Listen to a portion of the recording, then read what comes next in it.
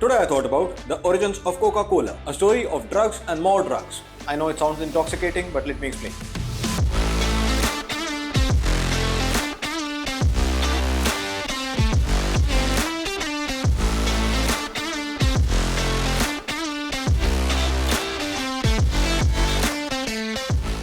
It all started with this guy, John Pemberton. John got his medical degree when he was 19 years old and then went on to become a lieutenant colonel in the Confederate Army in the American Civil War. John fought in the Battle of Columbus, where he ended up receiving a saber wound and subsequently got addicted to morphine. Now, being a doctor himself, John realized that being addicted to morphine is not ideal. So, he decided to try and find a cure for his morphine addiction. How do you cure an addiction? More drugs, obviously. So he decided to try all kinds of funky things. One of the things he tried was the syrup of lobe flower, which was derived from a toxic plant. So he didn't like that at all. But he kept on going and finally he found something that actually did work for him. Vin Meriani, a French coca wine. A wine that had a shit ton of coca leaves in it. Coca for those in the back. So obviously that worked. Now I know what you're thinking. How much? How much nose candy? Well, Vin Meriani originally contained 6 grams per fluid ounce, but the export version contained 7.2 milligrams per fluid ounce to compete in the American market. Now, I know what you're wondering. How much is that? Well, the maximum amount used in medical procedures, yes, it is also used in medical procedures. The maximum amount of nose candy used in medical procedures is about 1.5 milligrams per kilogram of body weight. Assuming the person is 100 kgs, that person can have 150 grams. That's the maximum medically that person can have. And Google tells me that the average recreational dose is about 30 to 70 milligrams. The export version of Vin Meriani, that's the version that our Dr. Pemberton had, contained 250 milligrams of booger sugar per liter. Now that's a lot of brain tickles per bottle. In fact, this wine and his brain tickles were so famous that even the Pope endorsed it himself. And this Pope is said to have carried a flask of it everywhere. So Dr. Pemberton made good use of this wine and then he realized that there were a lot of other veterans suffering from morphine addiction. And if it worked for him, maybe it would work for them. And therefore, maybe he could help his fellow veterans by providing a cure for the morphine addiction. So he decided to make his own coca wine.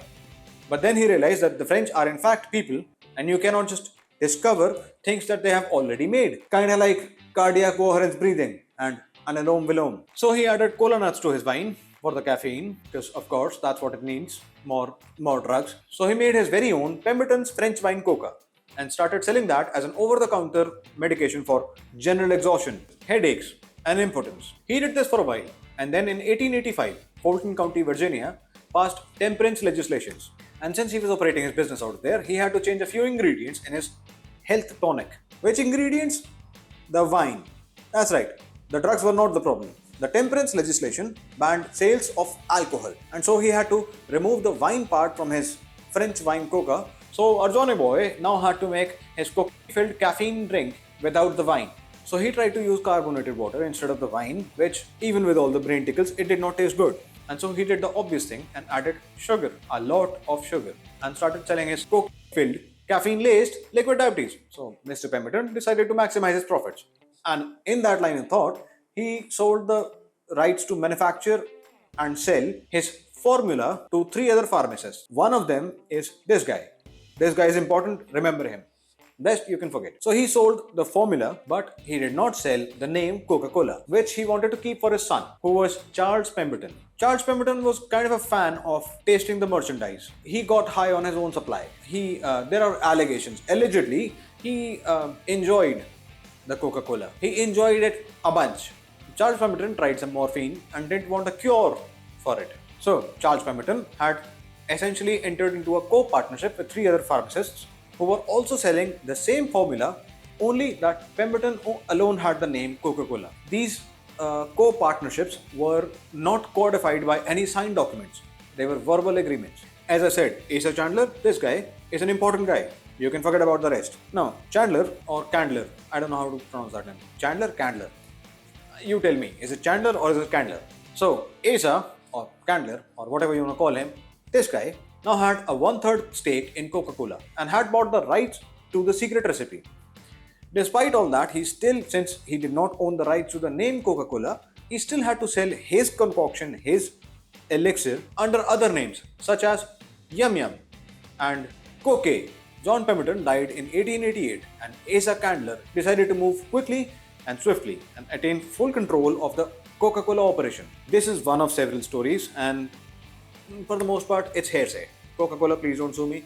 Candler allegedly approached John Pemberton's widow, allegedly, at the funeral, allegedly, and offered her $300, allegedly, to buy the whole Coca-Cola operation, allegedly, and the rights to the name. As per the book written by Candler's son, Candler became the sole proprietor of Coca-Cola on August 30th, 1888. At this time, Coca-Cola was not doing that good in sales. That is probably why Candler was able to acquire the business relatively easily. But Candler got into marketing immediately. Being a pharmacist himself, he got in touch with all his pharmacist buddies and collected the names and addresses of every single person that he could find that was getting any kind of medication. And then he started sending them coupons for free samples of Coca-Cola. He attempted this marketing strategy with hopes of getting lifelong Coca-Cola customers. And it was just marketing and blind hope and faith. It was definitely not Asa Candler himself being a pharmacist and knowing for a fact that he's selling booger sugar, brain juice, and liquid diabetes all in a single drink. So obviously that worked.